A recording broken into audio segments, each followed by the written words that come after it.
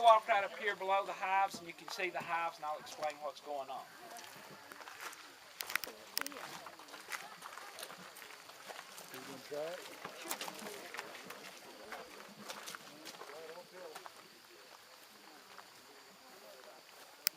The starting of my bee colony.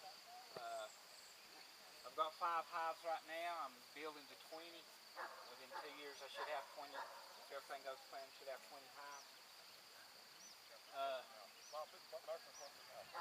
Okay. I got scared of feedback down on the bus. It kept whistling at me. Okay. You notice I've got them painted different colors.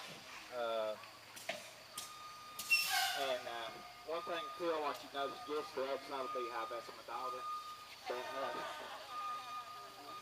But I've got them painted different pastel colors. The reason for that being, during a heavy honey flow, the bees come in really loaded here.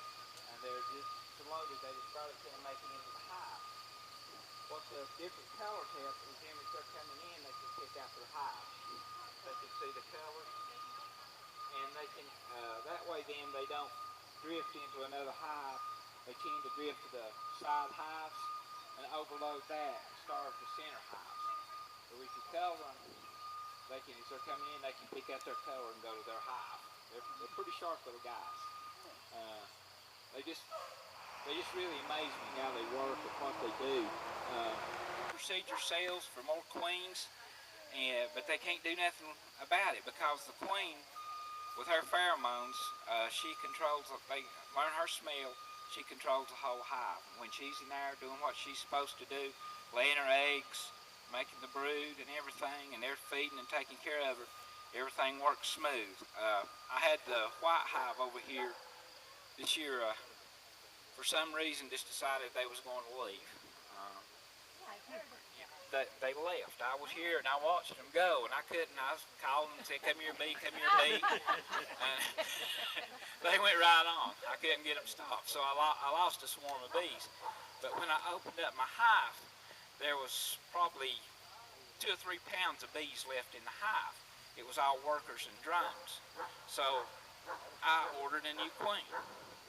So we put the queen in there. She comes in a little bitty box. In 3 days, they eat the candy out from around her and get her out. I checked them last Saturday. She's got 3 or 4 of the frames laid plumb full of eggs and bees, more bees coming, so everything's back in order. But when she wasn't in there, I went to that hive, and it sounded like an airplane landed.